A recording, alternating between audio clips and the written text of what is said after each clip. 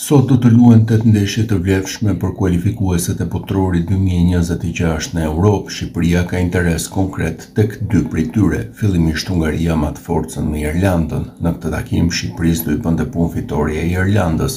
Mëtej është i programuar për në orën 18 takimi Ukrainë-Island, ku qezin do të përfundojnë në vazun e tretë nëse Islanda e humbet këtë transfert, ndërkohë që sot Portugalia dhe Norvegjia pritet të sigurojnë zyrtarisht biletën e Botrorit 2026.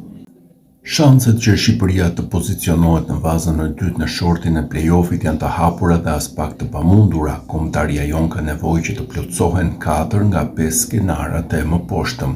Në grupin B, rezultati i ndeshjes Kosovë-Zvicër nuk duhet t'i jap Kosovës vendin e parë në grup. Çdo kombinim tjetër mban gjallë shanset e Shqipërisë.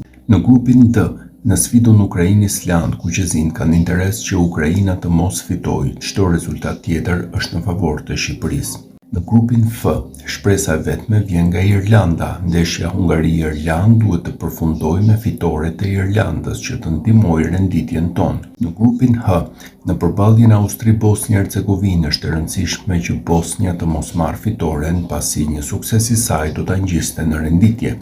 Në grupin J, ndeshja Wales-Maqedoni-Veriut nuk duhet të mbyllet me fitore të Walesit, ndërsa gjithashtu është e rëndësishme që Maqedonia-Veriut të mos e fitojë grupin.